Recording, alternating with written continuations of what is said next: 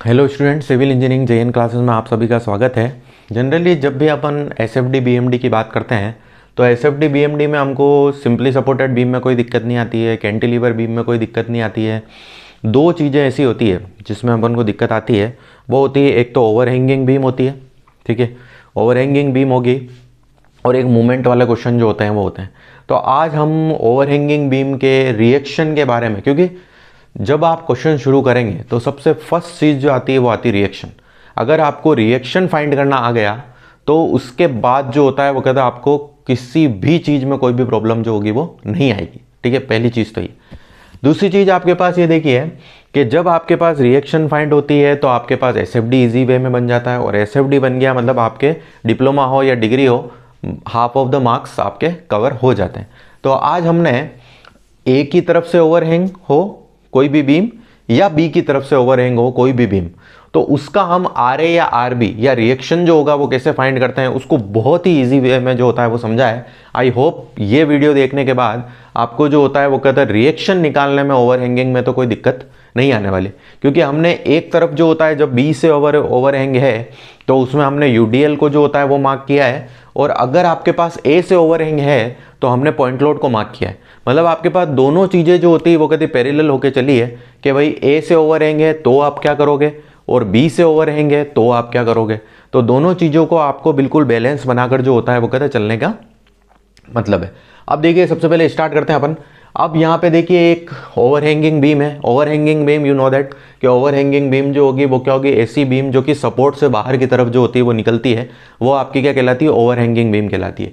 तो यहाँ पे देखिए बी से बाहर की तरफ आपके पास जो होता है वो कहता है कोई भी लोड जा रहा है, तो ये आपके पास क्या हो गई, ओवरहैंगिंग बीम जो होगी वो होगी फर्स्ट ऑफ ऑल। तो फिर आप ये देखिए जिस साइड ओवरहैंग है उसी साइड आप मूवमेंट कंसीडर कर लो। बहुत सिंपल सी चीज़ है, जिस साइड ओवरहैंग है उस साइड आप मूवमेंट जो होता है वो कंसीडर करो। तो जिस साइड ओवरहैंग उस साइड यदि आपने मूवमेंट कंसीडर किया तो यहाँ पे देखिए आर बी है तो taking moment about B, taking moment about B जैसे आप लेने जाओगे यहाँ पे देखो आर ए कितना दूर है बी से, 5, 2.5 और 5, तो 5 और 5 10 और 2.5 तो 12.5 हो गया। तो आर ए इंटू कितना हो गया आपका 12.5 जो हो गया वो हो गया। फिर उसके बाद देखिए यूडीएल आएगा 10 इंटू 5, 10 इंटू 5। यूडीएल में आप क्या करते हैं, डिस्टेंस का हाफ 5/2। फिर उसके बाद ये यूडीएल कितना दूर है बी से, 5 प्लस 2.5 यहाँ पे जोड़ देंगे। फिर 80 कितना दूर है बी से, 2.5 प्लस 5, तो वहाँ पे आपके पास क्या हो जाएगा 7.5 हो जाएगा। इसी तरह से ये 40 बी से कितना दूर है, 40 इंटू 5 आ जाएगा। अब आते हैं अपन मेन चीज़ पे। अब ये देखिए जनरली कन्फ्यूजन यहाँ होता है कि भाई ओवरहैंग से बाहर की तरफ अगर कोई चीज़ आ रही है तो उसको पॉजिटिव लें या नेगेटिव लें, वहाँ कन्फ्यूजन बहुत ज़्यादा होता है।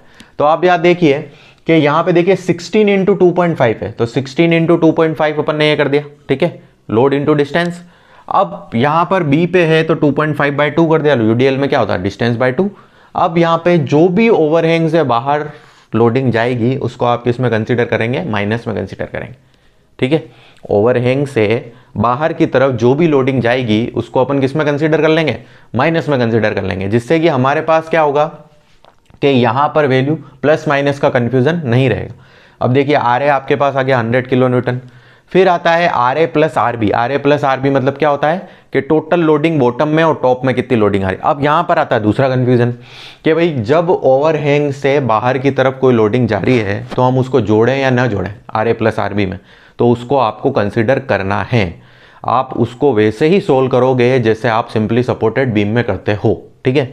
तो देखिए R A plus R B 10 into 5, 10 into 5 plus 80 plus 40, 16 into 2.5। यहाँ पे देखिए आर ए कितना आ गया 100 plus R B is equal to 210 जो हो गया वो आ गया। तो यहाँ पे देखिए आर बी की जो वैल्यू आ गई वो क्या आ गई 210 माइनस 100 कितने आ गई 110 किलो न्यूटन जो होगी वो आपके पास वैल्यू आ जाएगी। क्लियर है यहाँ तक। अब ये किस साइड से ओवरहैंग था आपके, बी साइड से ओवरहैंग था। अब हम बात करते हैं ए साइड से ओवरहैंग, ताकि हमको दोनों में कोई भी कंफ्यूजन जो होता है वो नहीं रहे, और आई होप ये आपका लास्ट वीडियो हो कि भाई इसमें कंफ्यूजन जो होता है वो नहीं रहे, इसके बाद आपको कोई भी वीडियो देखने की जरूरत ना पड़े ओवरहैंगिंग के केस में जनरली।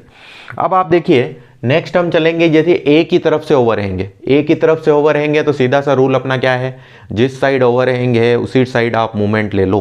तो टेकिंग मूवमेंट अबाउट ए ले लिया तो हम कहाँ से चलेंगे फिर, बी से आर बी इंटू नो, फिर उसके बाद देखिए 1.5 इंटू 3, यूडीएल में डिस्टेंस का हाफ, बट ये यूडीएल ए से कितना दूर है, 4 और 2 6, 4 + 2 हो गया। फिर उसके बाद 3 इंटू 6, फिर उसके बाद 3 इंटू 4 और 4/2 हो गया।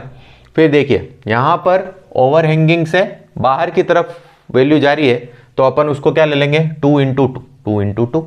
यहाँ पे आपके पास क्या था, यूडीएल था तो डिवाइड बाय 2 किया था, और यहाँ पे पॉइंट लोड है तो सब डायरेक्ट लोड इंटू डिस्टेंस जो होता है वो अपन कर सकते हैं। आरबी की वैल्यू आ गई साहब आपके पास 7.97 kilo newton. R A plus R B देखिए वैसे ही ओवरहैंगिंग को एक्सक्लूड नहीं करना है, इंक्लूड करना है। 2 3 इंटू 4 3 1.5 इंटू 3, तो यहाँ पे देखिए आपके पास आर ए की वैल्यू आ गई 13.53। तो पहली चीज हमको क्या सीखनी है, अगर आपके पास ओवरहैंगिंग आता है, भले वो यूडीएल में आए भले वो पॉइंट लोड में आए, तो जिस साइड ओवरहैंग है उसी साइड आप मूवमेंट ले लो और फिर उसके बाद इजी वे में उसको करते हुए चलो। तो आई होप आपको इस वीडियो के बाद जो होगा वो क्या होगा, ओवरहैंगिंग के केस में रिएक्शन निकालने में प्रॉब्लम तो नहीं आएगी। ठीक है, ज़्यादा से ज़्यादा इस चैनल को लाइक करें, शेयर करें, सब्सक्राइब करें। Thank you.